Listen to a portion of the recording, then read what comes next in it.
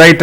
JP గారు, ఈ రెండు అంశాలు అంటే మీరు చాలా సంవత్సరాల నుంచి చెప్తా ఉండేవాళ్ళు తెల్ల రేషన్ కార్డులు పేదరికం పోవడానికి పరిష్కారం కాదని. సరే, దాన్ని ఇప్పుడు 80 కోట్ల మందికి దేశంలో రామరాజు గారు చెప్పిన లెక్కలు బీపీఎల్లో ఎంతమంది ఉన్నారన్నారు, కొత్తగా ప్రధాని 25 కోట్ల మందిని బయటికి తెచ్చామని చెప్పినా స్టిల్ 80 కోట్ల మందికి ఎందుకు ఇస్తున్నారు, ఆ డబ్బు ఎంత అవుతుంది అన్నది ఒక లెక్క అయితే, ఇది కాకుండా ఇప్పుడు మొత్తం anybody can purchase at the rate of 29 rupees per kilo, ఇది కొత్తగా రాబోతున్నది.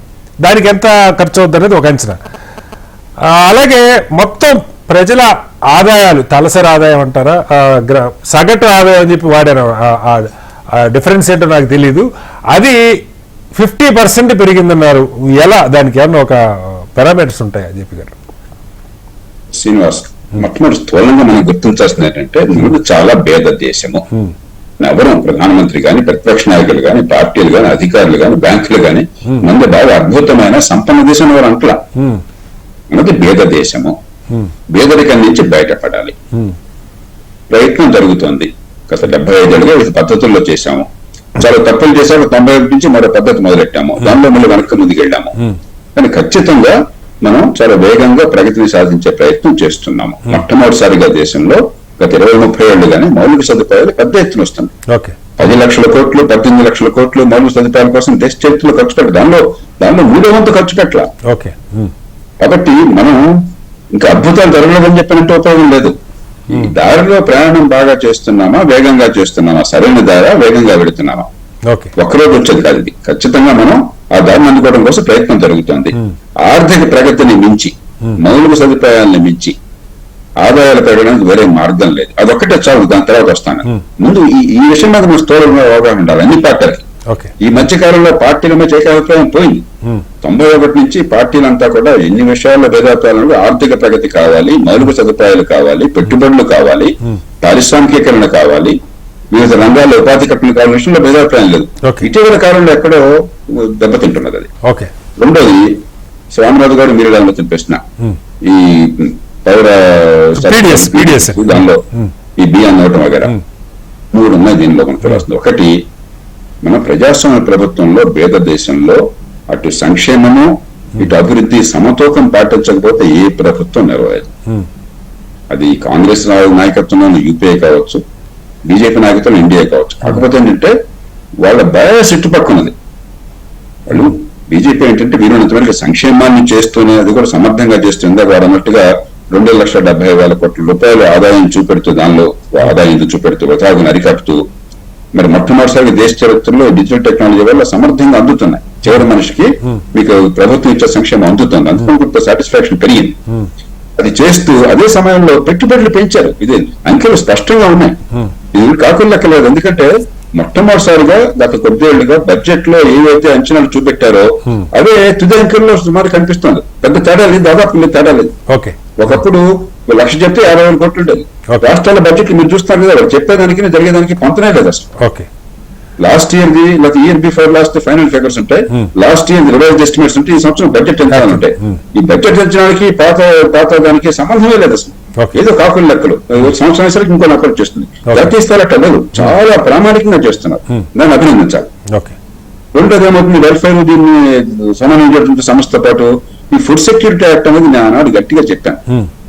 ఊరికేదో విదేశీ ప్రమాణాలు పెట్టుకుని కొంతమంది ఒక మంచి ఉద్దేశంతో చెప్తే దేశంలో 72% మందికి గ్రామీణ ప్రాంతాల్లో వెళ్ళాలి, 50% పట్టణాల్లో పిచ్చి లెక్కలేశారు. ఆ లెక్క ప్రకారం నేను కూడా ఈ ₹2 బియ్యానికో ఫ్రీగా బియ్యానికో అడుగుంది. ఎందుకంటే నేను ఐఏఎస్ వచ్చేటప్పుడు 54 కేజీలు బరువు. కాబట్టి వాళ్ళ లెక్క ప్రకారం అండర్ వెయిట్ ఇలాంటి పిచ్చి లెక్కలేశారు. నేను అలాంటి బహిరంగ వ్యతిరేకించాను. శాస్త్రం తెలియని వాళ్ళు వాళ్ళని అనుకరించేసి గొడవ చేసేవాళ్ళు. చివరికి ఏమవుతుంది, నిజంగా ఎవరికి అందాలో సరిగ్గా అందకుండా, ఏది అందాలో అందకుండా అవసరం వస్తుంది మాంసకృతులు, ప్రోటీన్స్ కావాలి దేహదారుణ్యం పెరగాలంటే. ఊరికే మీకు బియ్యం తింటూ అంటే గోధుమ తింటూ ఇప్పుడు కూడా మరి దాన్నే కల్పన చేస్తున్నారు కదా సార్. మీ కనీసం వేరే వాటి మీద పెట్టడం కానీ, రైస్ ని 80 కోట్ల మందికి కరోనా ఏమైంది తింటే అసలు అది కాదు. ఆ ఫుడ్ సెక్యూరిటీ యాక్ట్ మీద పెట్టేశాను గవర్నమెంట్ మీద, ఏ ప్రభుత్వం వచ్చినా కూడా దాని ప్రకారం చేయాలి. 80 కోట్ల మందికి ఇవ్వాలనేది వాళ్ళ చాయిస్ లేదక. ఎఫ్ఎస్ఐ కింద ఎవరైతే ఉన్నారో వాళ్ళకి ఇచ్చేయాలి. ఎంత రేటుకి ఇవ్వాలనేది ప్రభుత్వానికి చాయిస్ అయింది. విధానాలు మూర్ఖ విధానాలు చేపట్టాం. మూడోది ఏమైంది, వ్యవసాయంలో మనం చాలా కాలం నుంచి వాదిస్తున్నాను, ఎంఎస్పీ చాలా పాటలు ఎంఎస్పీ చాలా గొప్పదించాలి, అంతకంటే పిచ్చి ఆలోచన కొట్టలేదు.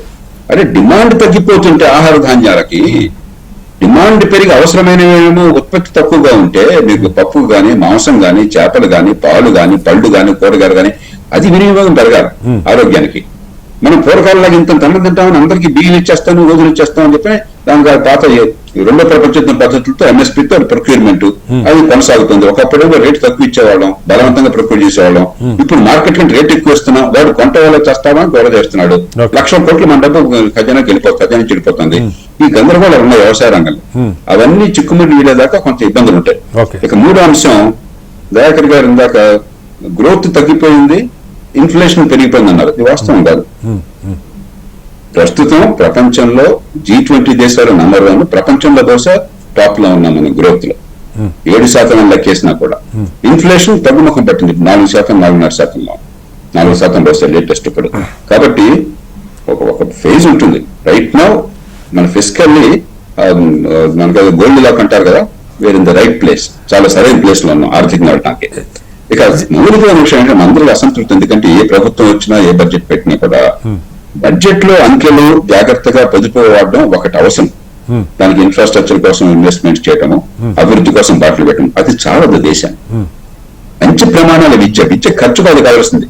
ఖర్చు పెట్టేది విద్యకి ఇప్పుడు చాలా ఎక్కువ పెడుతున్నాం, ఫలితాలు రావట్లేదు, బిడ్డలకి విద్య రావట్లేదు. విద్య వచ్చే ఏర్పాట్లు చేయటం, ఆరోగ్యానికి ఖర్చు పెంచాలి, ఆరోగ్యం అందాలి. ఏడాదికి 5 కోట్ల మంది బేదలు అవుతున్నారు కేవలం అనారోగ్య కారణంగా. ఈ ఇంటి మీద శ్రద్ధ ఖచ్చితంగా పెరగాలి. ఈ దేశంలో ఇంకా శ్రద్ధ రాజకీయంగా రాలి. ఇంకోటి ఉంది, డబ్బులతో సంబంధం లేనిది.